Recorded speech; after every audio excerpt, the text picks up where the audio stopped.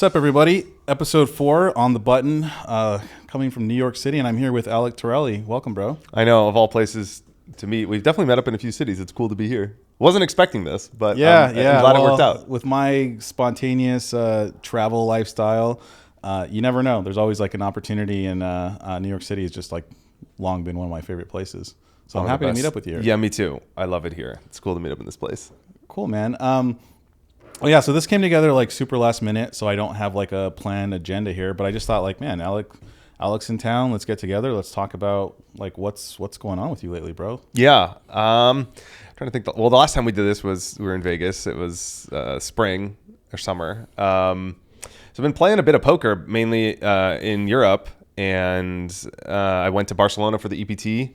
That was an amazing event. I love the energy there. It's so cool to be in such an incredible city, but also at the most amazing time of the year. And then the tournament is right on the water, so it's just a really cool energy and vibe. And so it's like, in a way, you're like, I want to play and compete and win, but you're like, if I lose, I'm in Barcelona in the summer. I'm like, you're right next to Hotel Arts. You're right there on the waterfront. Lots of good restaurants. Like, Barcelona's long been one of my favorite cities. As you know, I have ties to Spain, having lived in Madrid for the majority of the last year.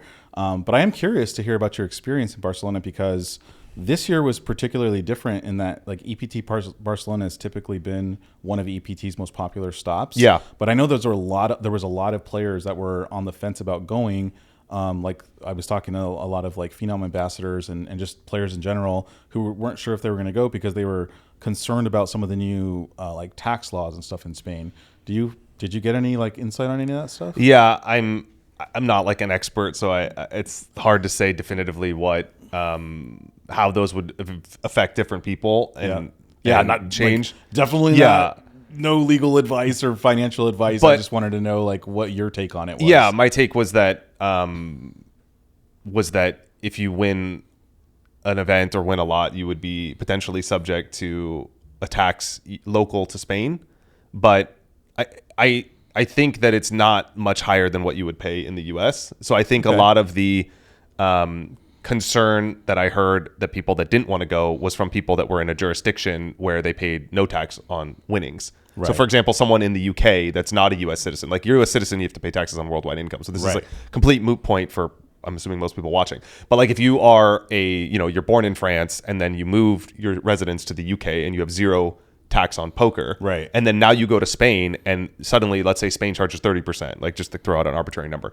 Now you have 30% only on that one tournament. So you're like, your opportunity cost is like, well, I could pay 0 anywhere I go or play online and 30 in Spain. Whereas as an American, if you like, again, just throw out the number, you pay 30 in Vegas as well, 30 in everywhere else, 30 in Florida, like 30 in Spain is not really any different. So it's close. It's less different for an American, I think. Again, it's like not my.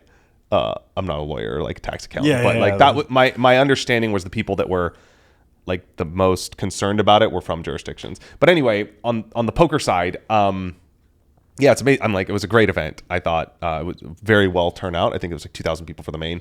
The high roller was also, I think, ironically softer than the main. I was expecting it to be a lot harder. Obviously, you have like a bigger spectrum in the high roller because you have people with obviously higher the super pros, right? You have the super pros, but then you have the more discretionary high net worth people that can just fire a larger amount that care a lot less. And so those people so there's a bit bigger polarity on a spectrum of talent. You have like the super pros, and then you have the complete VIPs. I maybe got good table draws. I played, I think, 3 days. I cashed in both events, which was great. But sick brag. Yeah, like I'm in cash in both. So and I blew it in the main. I could have done better than I did. I guess one hand, you always make one mistake. But anyway, the events were soft and good and like a very well turnout. Then I was in Ireland after that for speaking at a conference. We talked about this at Edge. There was like a poker. Yeah. It was like the first ever for the audience. Like it was the first poker specific conference, which I thought was super cool because you have all these gaming conferences, you have marketing conferences, you have crypto conferences, you have conferences, business conferences, wellness conferences, but there's not like a poker conference. And it's like, why is that? Why isn't there not even a poker conference at the WSOP where people can get together and give talks and give presentations and share ideas? I was fortunate to speak at the event. I thought it was, we talked about Phenom, talked about the future of online poker. But a lot of people experts from different parts of the industry came together and talked about different ideas, the future of poker, where poker's going, how to improve the poker industry, grow the industry. And they also had a tournament there as well. The Irish Poker Tour was happening during that time. So it was like a tournament as well. And then you're in, beautiful hotel in the middle of Dublin, which is a great city. And then there's also a conference. So it was like really cool lifestyle poker speaking. Like it was just a cool series of events in Europe. So for the people that, will obviously check out Alec Torelli's YouTube. I think there's some highlights and maybe links to. I did put the keynote on the YouTube. Yeah. So the whole talk's on the Conscious Poker YouTube. It's free. It's all there. And check out the Conscious Poker YouTube to get some of that. But maybe you can give us. I mean, that's obviously stuff that's really relevant to our industry and this podcast where we talk about almost exclusively poker. Maybe some highlights on like what your thoughts were, what stuff that you talked about. I mean, my talk was on like the future of online poker and how I think Phenom's building a very unique model to align incentives of everyone involved. And my argument was that a lot of the problems we see in online poker are a misalignment of incentives between game owners of the site and the players. And they have frankly a little bit different of interests, right? The owners necessarily want the most amount of rake and the most amount of games, and the players want the safest games and the fairest games. But sometimes those things don't have the same odds. For example, the use of bots. Bots generate a lot of rake. Yep. So obviously an owner, I'm not saying owners are malicious of all other poker sites, but I'm saying like they benefit from bots directly because they generate more rake and therefore it's more profit. So it's like, how do you... Well, we don't hold back here in this podcast. How do you rectify those two misalignments of incentives? I'm going to challenge you a little bit on like owners aren't malicious because... You know what? I don't know them personally, so I can't say that I've. Well, but we see the behavior, right? And something you see the results. Let's say at least. Well, like we talked about in episode 1, I had Brian Rast here on the podcast, and we talked a lot about the industry paying lip service. And what I mean by that is like there's a lot of concerns around people want to play poker. Poker's obviously alive and well. You just alluded to EPT Barcelona. Like I was at EPT Monte Carlo.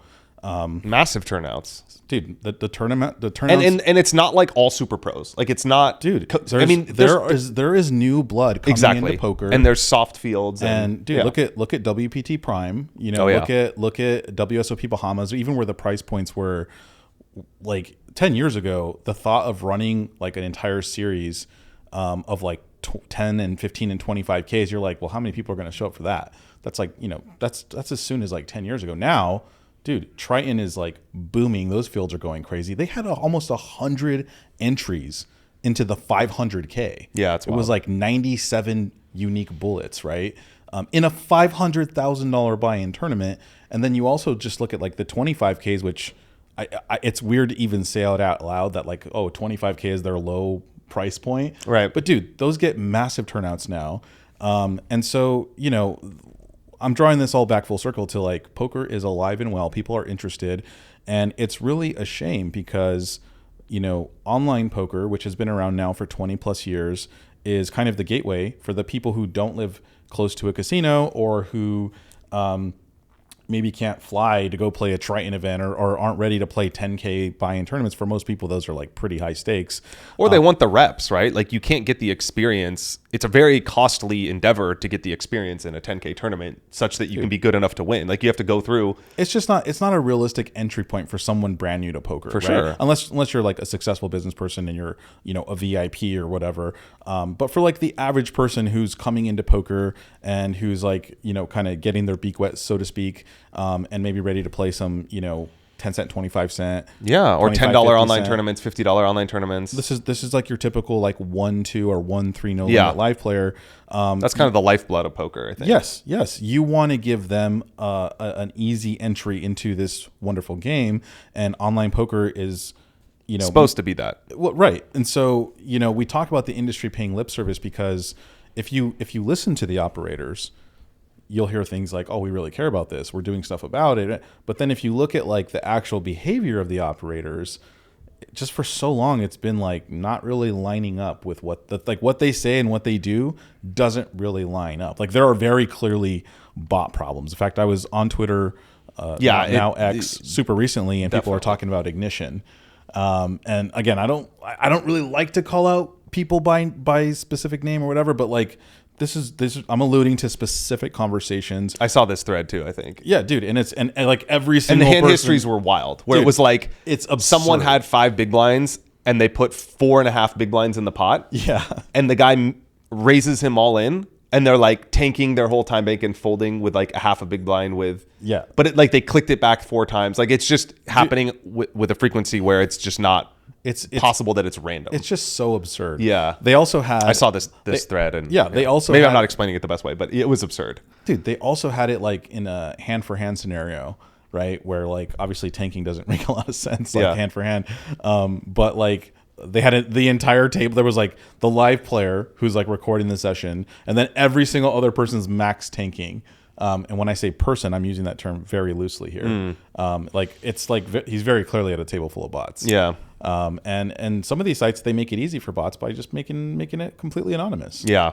Right. Like who does anonymous poker benefit? That's like, just think about it as an operator or as a player. Like, who does that benefit? Yeah, for sure. Like literally nobody, except for the operator who maybe doesn't want to make it hard for a bot to come on the site because they generate a lot of rake. Yeah, I mean they're like essentially free prop players, right? Like casinos, and this was something I was talking about in the keynote. Like casinos pay prop players. I've known people that have done this for a living or part-time side hustle. They pay them whatever, $10, $20, $30 an hour, whatever. They depends on the game and how frequent they're playing, and they pay that person to play at odd hours or to start games or to sit shorthanded or to fill up games. And like the hardest thing is to get a game going 3 or 4 handed.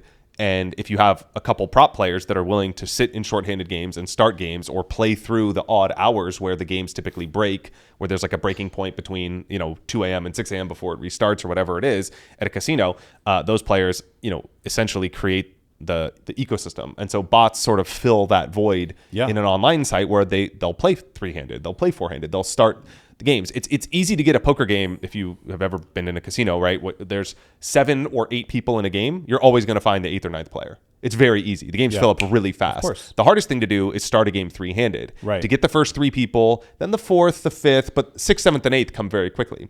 And so, bots sort of fill that need in an online poker site as well. And so it's very lucrative to have bots from an operator standpoint, from like absolutely. And as a rake risk reward EV standpoint. As someone, obviously I've been a poker player over 20 years. Now I'm getting some experience, with the Phenom Poker Project on the other side of it.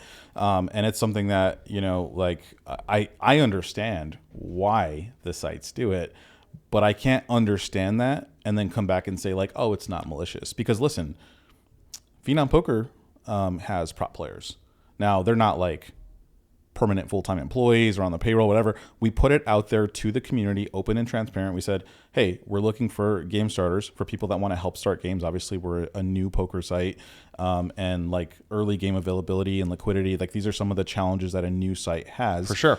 So we just put it out there to the community and said, hey, we are willing to pay an hourly rate for people that are, want to start games. Now, you have to play with your own money. The site has no vested interest in your winnings or losings whatsoever. Right. That's important. So like you basically get increased rate back, you get an hourly rate, and it's for, starting games shorthanded, right? And so like these things were very important to put out there. Now listen, it would be so much easier if we were willing to go to like a bot farm and say like, just like, can you just get us 100 bots? 100 bots, and start like all these different stakes at 24 hours a day. Like that would just open the floodgates to like massive amounts of more revenue, and and it would be way cheaper, right? These guys, like bots, don't need an hour, like a big hourly rate per bot. I don't know how they get paid. We've never done anything like this. We never will do anything like this, but I understand why a site would. Yeah, makes sense. But in order to do that, you have to cross what I think is a very serious threshold of, do you really care about poker, the community, it's true, the player? I think like you just have to choose like, you know what? I just don't care. I'd rather make more money. And as long as I'm not going to get caught, then like, so be it. And again, I'm not speaking to any specific site or person that working for these sites directly, but I know that this thought process has been had. Yeah. And you see the results. You just see the results, right? And it's, it's come out, and I don't remember which pod it was, but there was another pod where we talked about, it might have been the Brian Rass pod, where we talked about like the Bloomberg article that came out several months ago, where they were talking about bot farms. Yep. And Yeah, like they basically found out directly that some of the sites were contracting with, like the bot farms were making money obviously by putting bots on sites and beating up on like recreational players, but they were also making money by contracting with the sites to supply liquidity. Yeah, it's like almost like a SaaS business for them. I mean, dude, it's wild. And it's just absurd because it hurts the game so much. It keeps so many would-be players from coming in online. Because I mean, think about it. If you're interested in poker and your options are, okay, I'm going to go play live, which is maybe inconvenient for me. I'm going to pay higher rake.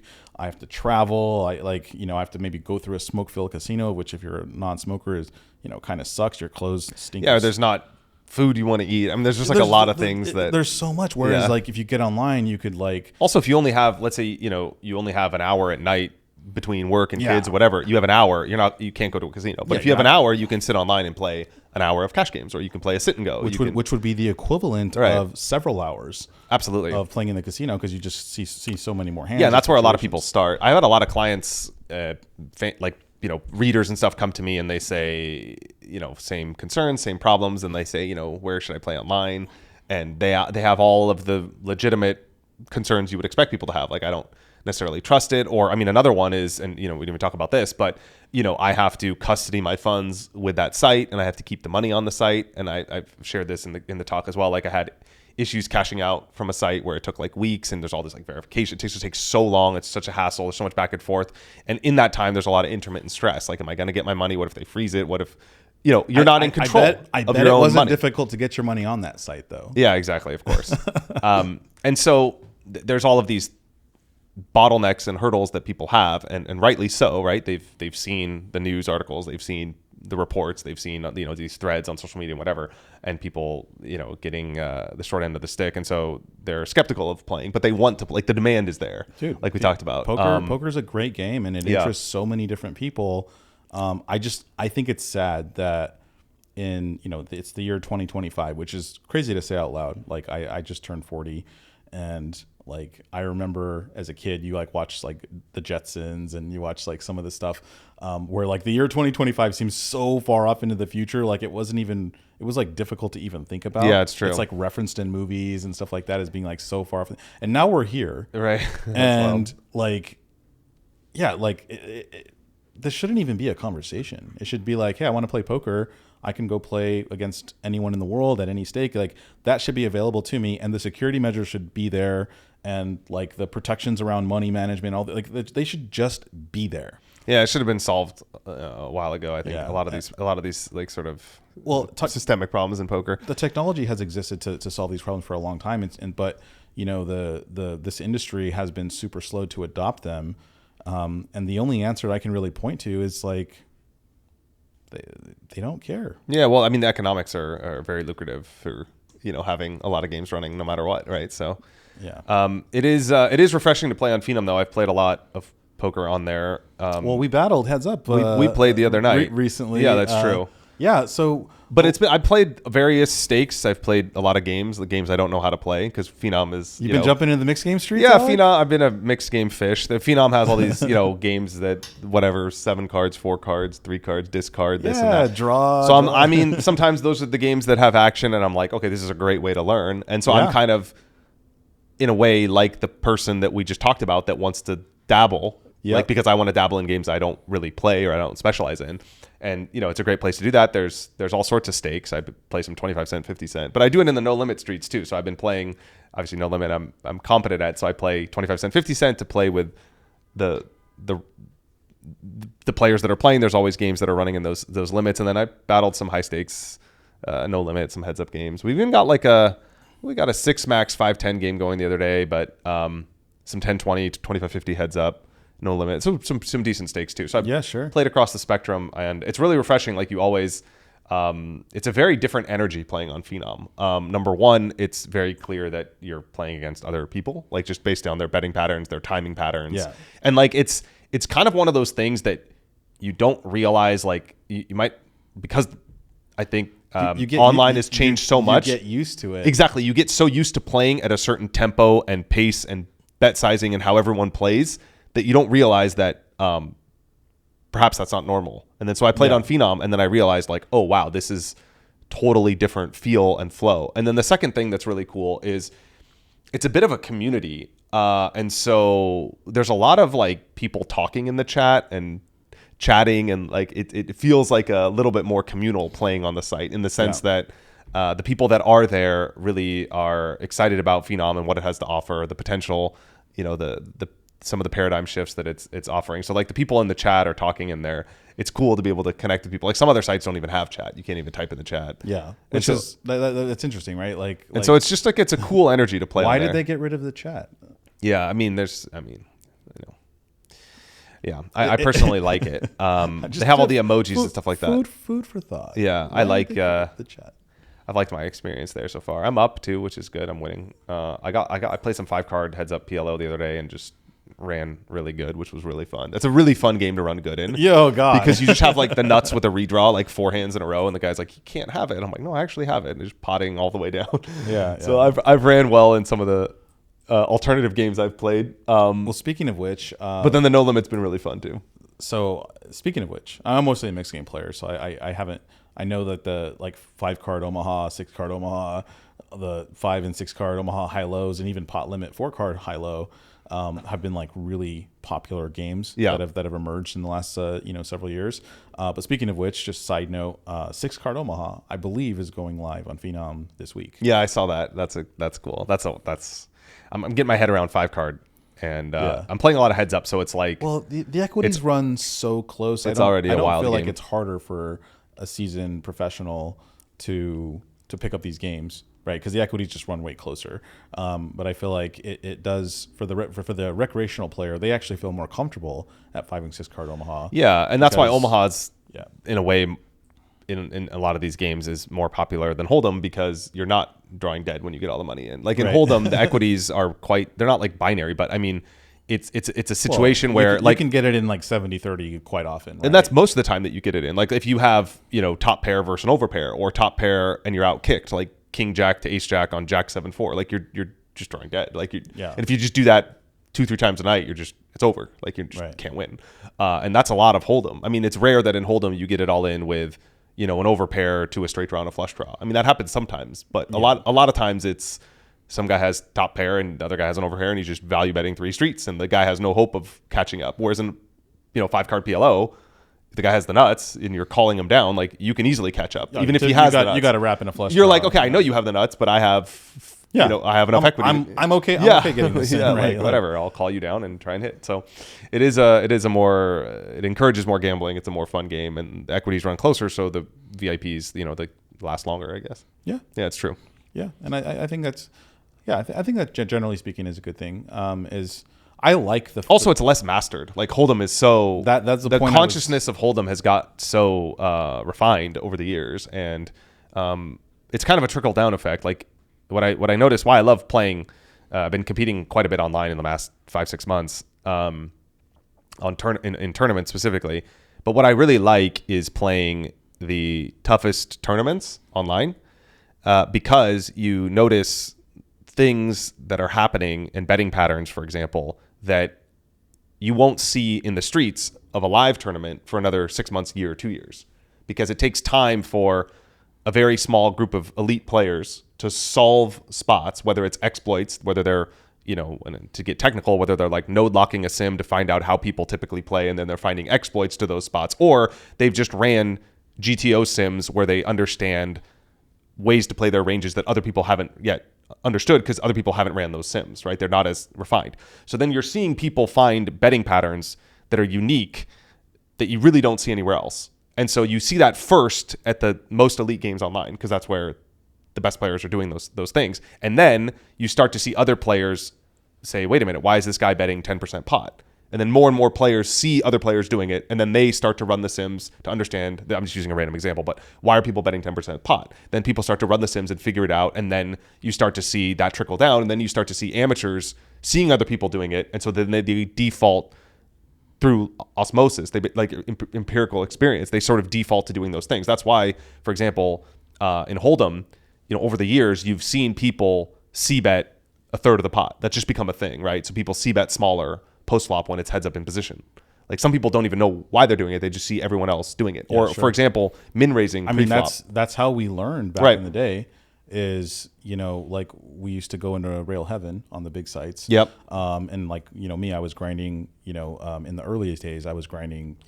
25, 50 cent dollar, $1, $2 when I was like feeling frisky. But then I would go to rail heaven and watch some of these, some of the up and coming crushers, and I would see them do stuff that I never thought about doing. And back then there was no sims. Yeah, of course. There was when we started playing sims, online, there was no solvers, and terms like node locking a sim. I don't know if you guys caught that. If you hear a poker player say node locking a sim, don't play in that game. Don't play with that guy. Yeah. But maybe go and get some coaching from him. And Alec Torelli happens to offer coaching. I swear to you, this is unscripted, but this is your time to plug. Go.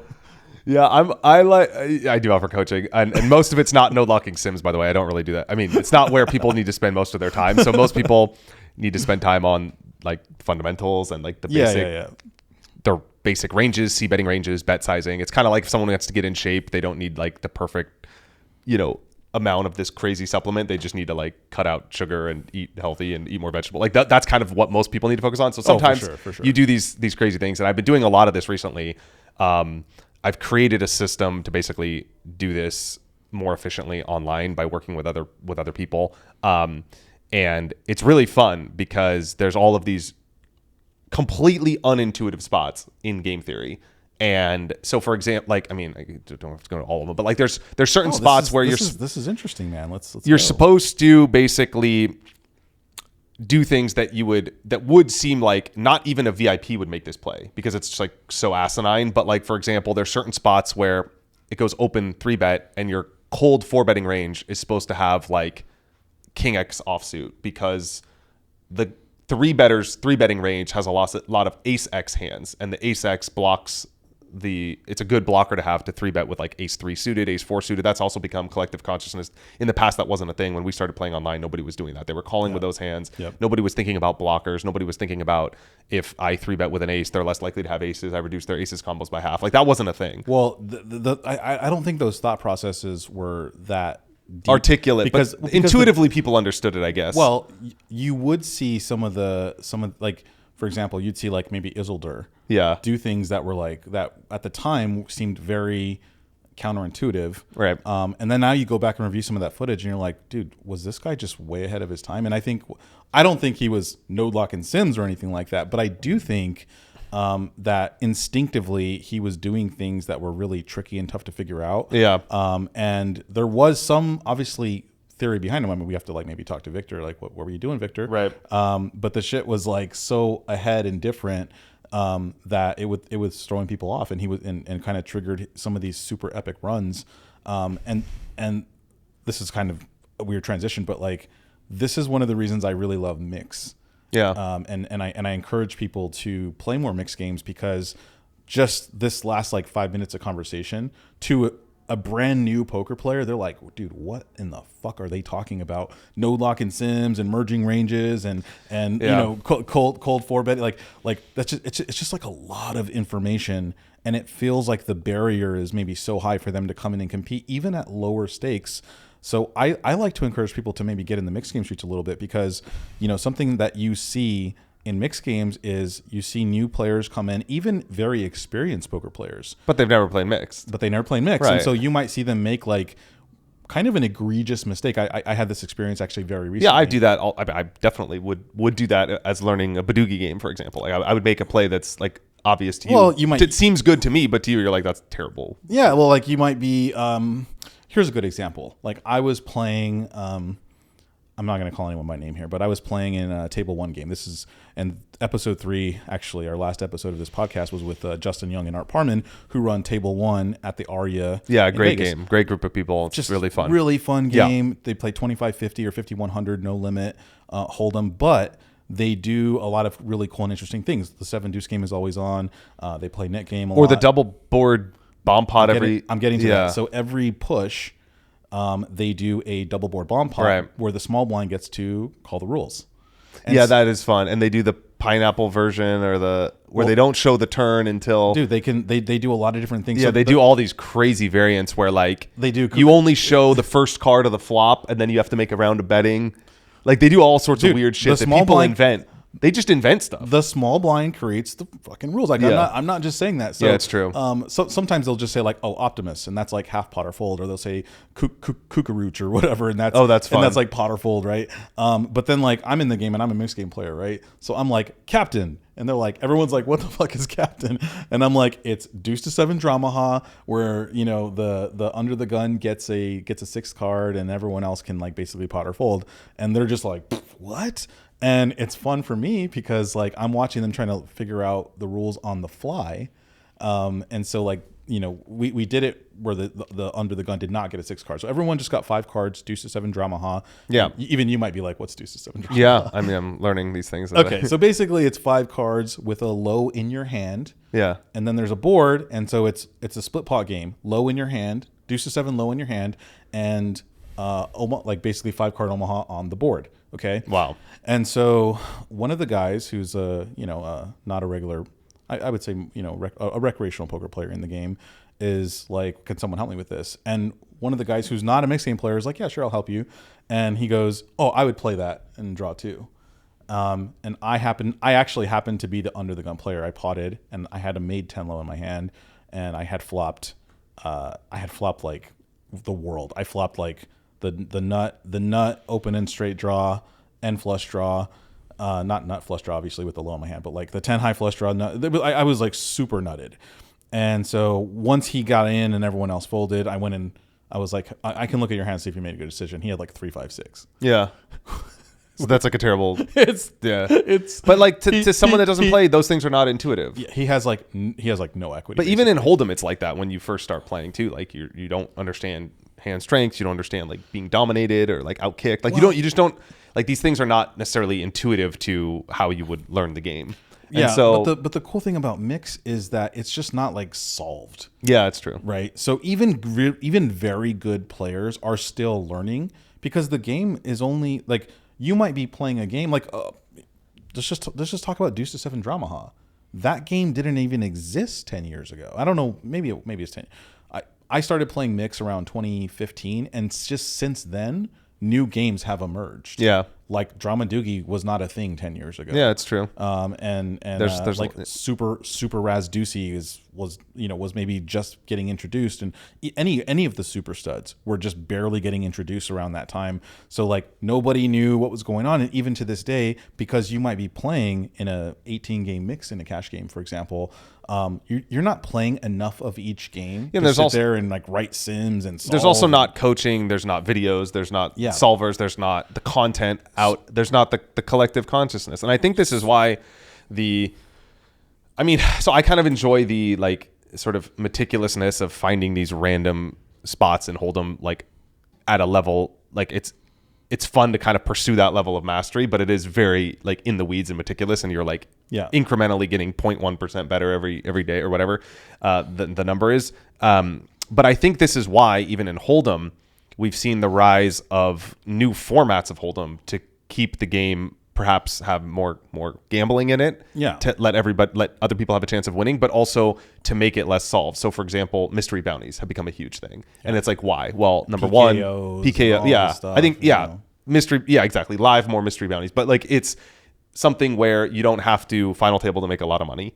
And number two, you don't necessarily feel like everybody else knows every spot. You're like, okay, well, a guy goes all in for 8 big blinds, and the mystery bounty has a spectrum of winning, $1,000 or $1 million.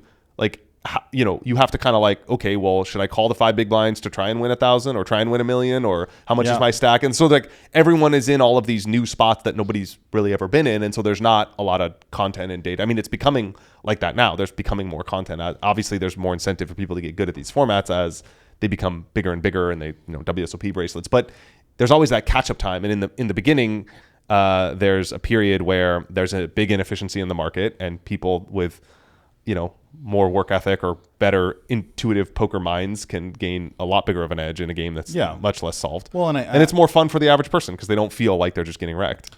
Yeah, and I just think it's dangerous for anything to skew too much to one side or the other. And what I mean by it can't be too grinder friendly, and it can't be too rec friendly. And I feel like the online sites, like particularly the really big online sites, not naming names, we can all figure out who it is. They have moved things so heavily recreational that it's like it feels more like bingo than it does poker. And I think like we should celebrate what poker is. Poker is a strategic game.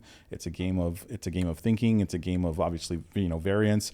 But like we shouldn't stray away from, like, we shouldn't punish the people that want to get really good and want to study and I feel like if you just turn everything into like let's just level it. Let's just level the playing field, turn it into giant bingo contests, and like I don't think that's good for poker. I think keeping the old poker dream alive is important, and that's like, hey, if I come in and I study, and I might get my butt kicked in the 50-cent dollar streets for a while, that's okay. Like, right. I'm paying my Everyone tuition. does. Yeah. I mean, you don't start out. Nobody starts out winning. No. I mean, like, and I almost think that's the worst thing. Like, someone comes into poker and they just jump in like some $500 tournament as their first experience and they win the thing.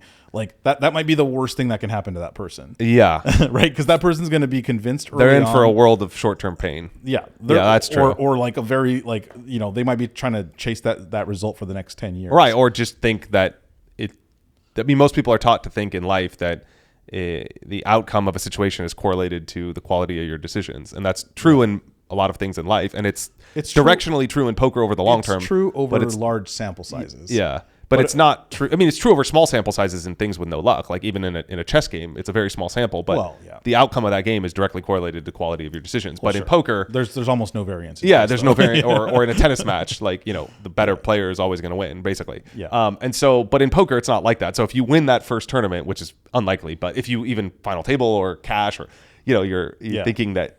You're taught to think in life that I'm very good because I got this result. It does happen. It does happen. Oh, absolutely. It does happen. Like somebody, like, I mean, you've seen it. I mean, recently you see some of these like mega field events that are not super high buy-in, like maybe like the $5 million free roll is one, or maybe like the prime. You can get into that thing for $1K. You can satellite into that thing for $10 or $50. Well, I mean, when Moneymaker won, I'm not comparing him to someone that's never played. Obviously, he had talent at the time, but it was clear that he wasn't a professional at the time. Oh yeah. And he satellited into the main event, which partly told the story, because if he had just bought into the main event, it wouldn't have been the same thing, because it was like, well, he was good enough to buy in, he won enough to buy in, right? He had the bankroll to buy in. Maybe he did have the bankroll to buy in. I mean, but the point is that back then they're like, he satellited into the main, and the marketing that the WSOP did after that was actually what I think. I mean, I enjoy marketing as a area of interest, but like I think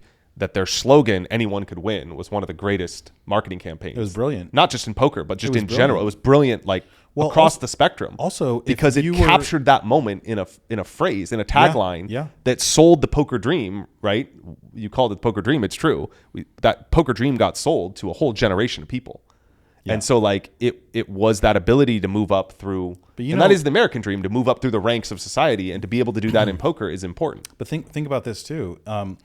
If you were to tune into ESPN, 20 years ago to watch poker, that's how I started. Yeah, I was there. You would see a super like wide array of personalities at the table. People talking, people getting emotional, people wearing all types of different clothes. Like now, if you tune into popular poker streams, like now there's disparity here, but like if you tune into Triton, you're just seeing like super pro after super pro, no emotion. Get it in and dominated. There's like literally no change whatsoever on their face.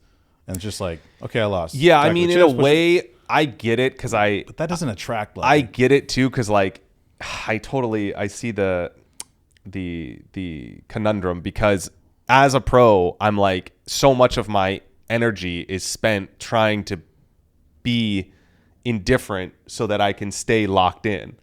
And so it's like I try and train myself to be a certain level of composure and stoicism so that I'm indifferent to the outcome, because I could focus all my energy on what is the new strategy, how do I focus on like the next hand, who's going to be in the big blind, what is the stack size changing. So I'm like, I'm not even thinking about the results of the hand. Obviously I want to win the hand. Totally. So I understand where those people come from, but I agree with you that I'm not criticizing. Objectively, it's better to have Amir Validi, or what was it? Amir, remember that guy? Dude, remember like Sammy Farha, Dude, and just like a complete OG. dude, all of it. I mean, like The characters and the emotion, dude, the cigar in the mouth, yeah. like let's go, baby, like or How was the Prince, Scotty Wynn, right? Yeah. Like there's just so many interesting personalities, even and these were like, But also that it's not only showing emotion. I agree with you on this one, and like I said, I'm guilty of it, and I understand all the pros are, and it's part of the level of training you do to get to that point. So it's like it's a double-edged sword. But it's not only the stoicism when they're all in for large amounts of money that I understand, especially in a cash game too. Like to the average viewer, it's potentially life-changing money. Even watching, The Hustler or whatever. But that's actually a better version of that because people are actually talking a lot and whatever. But like in some of these shows, you're all in for a lot of money, right? Six figures or whatever, and people are indifferent to the outcome. And so it's like that's one side of it. The other side of it is that in between the hands, right? If you watch the high stakes streams, people are so laser focused on the strategy that they're not talking. There's not like a table talk. No. There's not a conversation. There's not the personalities being expressed. And maybe these people have great personalities, the players, the high stakes players. Sure. I know a lot of those guys. I know a lot of them too. They're away great from the table, and they're very interesting. And they're totally different people in combat versus at a dinner party. But you don't see that side of them. And so it's like, you just seem like, oh, there's nothing happening in poker. And the point that I was really getting at was not that like the Triton guys are doing anything wrong. Like they're doing their jobs. These are professionals. They're playing for lots they're of playing money. at the highest levels. There's an entire ecosystem built around the super high roller and Triton and all. And there's nothing wrong with that. The problem is I'm talking really more about, like, let's face it, the average poker game in the world, whether it's online or live, is not a Triton event. It's the average poker table is not filled with Ben Heaths and of course, all these guys, right? So what I'm really getting at is making sure that like the person that's new to the game, because like let's face it, it's good for us if the game grows in a healthy way, and we want to show people that poker is not just about going and playing a 50K at Triton and like in mimicking their behaviors and what they do. Poker is about like, it's a social game. It's a human versus human experience. It's coming in, it's meeting new people. It's learning how to use different parts of your brain. It's this endless challenge of trying to master something that can't be mastered. It's keeping that dream and that like array of personalities and possibilities and opening doors. It's keeping all of those things in play. And that, I think, is what makes poker interesting to most people. Yeah. Because most people, let's face it, will never go play 100K Triton. Yeah, of course. Even me. I've been in poker over 20 years. I play high stakes. I play mix. I've never played 100K at Triton. I don't know if I ever will play 100K at Triton, right? For a variety of reasons. One is because like at this stage in my poker career, like I don't play poker for a living anymore. I'm not really aspiring to play each and every day. I have other goals in life. Poker's still very much a part of my life, but when I play poker, I really like to enjoy the social element of it. I still like the strategic, and obviously I'm very competitive. I like to win money, but I like to enjoy all aspects of poker, and I like to, and this is one of the reasons why Phenom Poker even exists, by the way, is we really want to stress bringing online poker back to be fun, to be human versus human. Get rid of the bots, get rid of the scandals, get rid of like the greed behind the operators. Like, let's just remove those elements, align things with the players, and build a really healthy poker ecosystem. And that's one reason I push people towards mixed games, because when you play at mixed games, cash or tournaments, it is very different than playing high stakes, no limit hold'em. Yeah. And I'm not trying to say no limit hold'em is bad. I'm not saying that at all. Like, it's the most popular variant in poker. I think it will probably continue to be the most popular for the foreseeable future. But if you want to learn other games, you want to learn stud, you want to learn draw, you want to learn some of the circus games like the Badaces, Baduces, the Dramahas, the Archies, the Captains, it's really fun to learn these new games, and you can do it in an environment where, guess what? There's almost no mixed games you can go play in where someone has all the games solved. You know what I mean? Yeah. Like very few people are great. You're going to play games against good players, right? And bad players. I think that's true in any poker game. But like for the most part, people don't have a 21 game mix solved. not studying, they're not merging ranges, they're not node locking anything. Like Yeah, for sure. They're just playing these games, they're learning them. It's competition. People are going to try to find an edge, but it's a lot more fun. People are talking, people are drinking, people are, like maybe they like, hey, today we're going to play a little bit different. Like we're going to add an extra card, or we're going to do this, and just for fun. And I think making poker fun again is part of going back to like keeping that old dream alive, because if you make the start to finish journey of a poker career like not fun and interesting, I just think you push a lot of people away. Yeah, I've talked to multiple people that are drawn to playing events, for example, but then the atmosphere of certain live tournaments where you see people incessantly tanking, for example. And it's fine to tank when you have a big decision, but people that like habitually tank, not necessarily to get closer to the money, that's a separate side of tanking. They're doing it because they see it on TV. Yeah, they think that's what they're supposed to do. Or they just like, every decision is like, 15 seconds to do something that like, you don't have a decision in every spot. Sometimes you have instant decisions, which like fold but like they'll like look, and then they'll like look at their cards and then put their card down, then put the thing on the cards, then sit there and then fold. So it's just like this little things that just put people off. And I mean, sometimes I tank too long as well. Like it happens to everyone, I understand, but like to be incessant. The incessant tanking is a function of people watching poker on TV. And they see, okay, that's what the pros do, so that's what I'm gonna do. Yeah. Because maybe I only play, maybe I'm a recreational player, but I love poker and I'm taking it more seriously. I've watched a bunch of Tritons, I've watched a bunch of poker on TV. So when I go and play in the World Series, like I'm gonna do what they do. Yeah.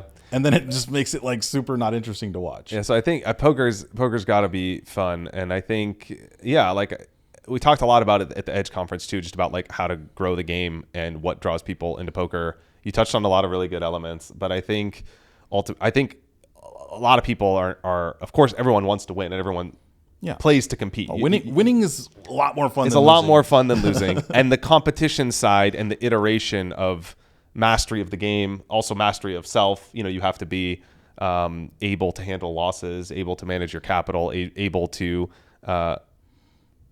perform well when things aren't going your way. That is like a level of self-mastery that doesn't have to do with the talent of the game. You have to be able to perform in the middle of a adversity, right? Which is like, character building. So I think there's a lot of elements to poker that really could be used to grow the game. And I think the strategic side is one that's really compelling.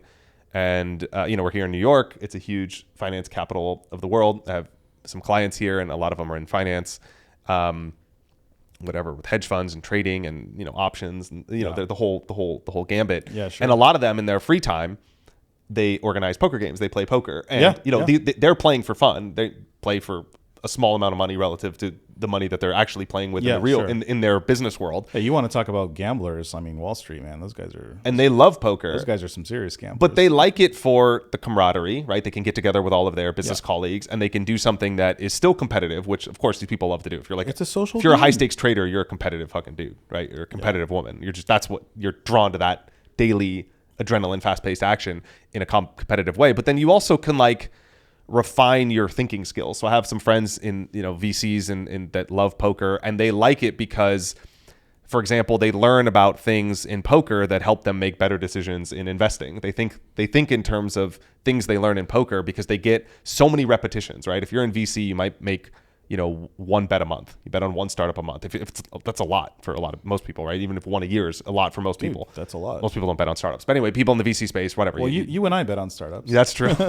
So like you do one bet a month, you don't get that many swings. But in poker, every single hand, you're thinking about, okay, well, if I call pre-flop with a pair and I hit a set, I could make 100x my money, which is kind of like investing at a startup. If you hit a home run, you 100x. If not, you go to zero. So you're kind of thinking in terms of these like asymmetric terms and principles. And so I think a lot of people in other areas of life, not just trading, not just finance and investing, but like a lot of facets of life, they find interesting elements of poker that can then extrapolate to where they are in their personal life or their real world and help them make better decisions or see things through a different lens. Or they just learn to think like, oh, okay, well, things don't always go my way. Sometimes there's luck. And how do I get back up tomorrow and still compete? How do I bring myself back up? And like being able to recover from losses is a really important life skill. Like everyone has setbacks, but in poker, you just get hammered down all the time. Even if you're the best in the world, doesn't matter. You're going to lose a lot. And so you learn to deal with losses and recover. Especially if you're a tournament player. Oh yeah. I can't do it, man. I don't so know. I don't know how MTT players do it. Like where even if you're the best in the world, like you might. You know what? Episode 2 of On the Button was with Ben Heath. Yeah. So this is a guy who grinds the super high roller stuff. He basically only plays, for the most part, like 25Ks and up. Yeah. Right. Which it's funny. He like I talked to him and he's like wouldn't play like the EPT main, which is like a incredibly high EV tournament because he's so focused on. He wouldn't play the the high rollers. WSOP main. Exactly. Like that's $10 million up top. Surely he's so optimized for those high rollers, but that just shows his work ethic and his focus. Like he's only studying this one format to just be a competitive level at that one thing. He's not trying to do 20 things. He's just like, I'm going to be the best at this one thing. But like, okay, so this is, in my opinion, he's one of the best in the world. Yeah. I mean, can we agree on that? Yeah, yeah. He's next level. Last year, he was getting absolutely crushed for the whole year. And then at the end of the year, he played, Triton Million, 500K buy-in, and being 8.1 million. Right. Which is a good one to recover from because that's a big one. I mean, pretty good, right? Yeah. But like, look, we know if he plays enough, if he has an edge, the money's going to wind up in his pocket one way or the other. But to go through that amount of pain to get there, I just like Well, the thing is, like in live. First of all, live tournaments, the variance never evens out. But in there's also like the human scope of measuring your reality. And so when you play online, you can look at your graph, and if you play, these guys play 10, 12 tables and they do it every day. And at the end of the month, you have thousands of tournaments and you can see your graph directionally going where it should go because you're realizing your edge because your sample size is so big. Right, sure. But if you play live, and so like you might only suffer for a shorter amount of time. And like humans are very sensitive to the duration of things, right? So like if you suffer for a week or a month, you can handle it. But if you're playing live tournaments, and you play a tournament a month, it could go on for years. If you play 2 tournaments a month, that's 24 tournaments a year. You can not cash for 24 tournaments. So like now easy. in the grand scheme of things, like you can try to rationalize that and say, well, it's only 24 tournaments. It's not a big deal. It's just variance. And maybe you're playing not as efficiently as you could be. And there's some things you need to do to improve, but even within playing well, you can try and justify it. But at the end of the day, you're still living as a human with emotion for a year while losing. You're losing for a year of time. So it doesn't matter to you that it's 24 tournaments. That only matters for your bankroll and your EV and all that stuff. But dealing with the human experience of losing for a year is very challenging to do. Brutal. Like that is really tough. And that's a phenomenon of tournaments, right? You can have great players that are losing tournament players for a year, or even if they are winning slightly or winning decently, you can have 1 or 2 all-ins, right? Let's say you play 30 tournaments a year, which is a lot. That's a lot of tournaments. In live poker, I mean, if you play meaningful size, you might have, 30 tournaments. You might have 6, 7 deep runs. You might have 1 or 2 runs down the stretch, 1 or 2 final tables. And so now you have a couple all-ins, even if you get it in behind, right? Or even you get it ahead, whatever. You might have 1 or 2 or 3 all-ins that if they went different, you could have doubled or tripled your result. Yeah. Or 10x or whatever. Easily, so it's easily. I mean, dude, it's just a complete mind fuck when you really think about the variance and how sensitive all those hands are. At the highest levels, they're flipping a ton in late stage, because Tritons are pretty turbo-y structure. They are actually. I don't really like the structure. I mean, some of the main events have good structures, but the other ones have like 35, 40-minute levels, and that's that's pretty. Even the ones that are hour levels, pretty tight. Yeah, they're skipping levels, and it's pretty turbo-y. They're playing a lot of 10 to 20 big blind poker in later stages, which means not my style. Yeah. Which means they're often flipping and racing. You're seeing a lot of like ace x suited against king queens, and you're seeing a lot of pairs versus ace jack, sevens versus ace jack. Just you're seeing tons of flipping for stacks. And I mean, the variance one way or the other is massive. Yeah. But let's digress a little bit, because we're running out of time for this one. We're on a little bit of a tighter schedule than we do most episodes. I do want to chat with you a little bit about just like we can go on about the variance all day. It's a dude, we can talk about fascinating subject. Listen, we could have a whole episode on I think we can do another one. I know we should, because it's something people. yeah, people underestimate it, and it's like everyone underestimates it until it happens to them. We can go down that rabbit anyway, hole. Go ahead. But I just wanted to like, you're an interesting guy. Like, I got to know you a lot over the last yeah, thank you. You too. year plus. Yeah, we have gotten to know each other quite a bit. Yeah. From not knowing each other at all. But you do a lot of stuff outside of poker. Yeah. Which is very interesting. Like what have you been up to lately? Like what are your upcoming goals? Like, I know you've been playing a lot lately, both live and online. And by the way, thanks for the feedback on Phenom. That, like, your feedback and playing has been very, very useful to the team. Yeah, thank you. It's been great. Yeah, great I know you do. Like, I follow you on X. You talk a lot about crypto. I also know you do like some startup investing and stuff like that. Like, what's going on? Yeah, I mean, so in town for some meetings about some investments, and I help syndicate deals for investments I'm excited about. So that's the cool thing. But I'd say I'm kind of like a part-time, full-time poker player. So when I'm in poker mode, I'm playing full-time. My whole life and energy is dedicated to poker. But tournaments are sometimes in between. Like, I play on, like, sometimes when I'm playing really focused online, I will be playing in between events to stay sharp and study as well. But in between, let's say, Barcelona and Ireland, there's a month and a half, so I might play the Sundays online, and then depending on where I am in the world, and in the meantime I have other things going on. So I have, of course, I'm coaching and training and producing content, writing about poker, creating content about poker, so that's fun. But then the other side is the investment side has been something I've been focused on over the past number of years as well, and that's really it's really cool, because I think my edge in that comes from the things I've learned in poker and my ability to see patterns and understand psychology and sentiment, and like where what people are thinking, and learn about asymmetry and trading.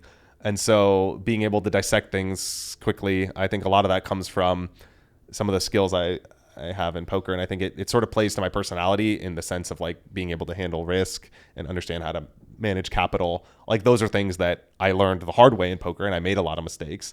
But now that I've been in poker 20 years, segueing into another industry that's very similar, it's kind of like, okay, well, you speak Spanish and you want to learn Italian. It's like, okay, it took a long time to learn Spanish, but if you're fluent in Spanish, going from Spanish to Italian is a lot less than going from English to Spanish. Yeah, sure. And so it's sort of like that with, I'm not starting over in investing because I already speak this other language that is very corollary to the language that I'm trying to compete in. So totally. Making investments and things like that, it's very intuitive in a lot of ways. Obviously, there's certain things you have to learn, and I make plenty of mistakes. Don't get me wrong. I have plenty of strikeouts, but overall, more base hits or home runs or whatever. Yeah. So it's like, no, I can relate, because it's a fun game. It's a new challenge after poker been in 20 years. Like, yes, I want to get better and keep mastering those 4-bet spots with the King X offsuit. It's interesting, but it's really also stimulating to play a completely new game that is a bigger game, and it's a more competitive game, right? Yeah. So there is a lot of overlap, because I also trade and I also do angel investing,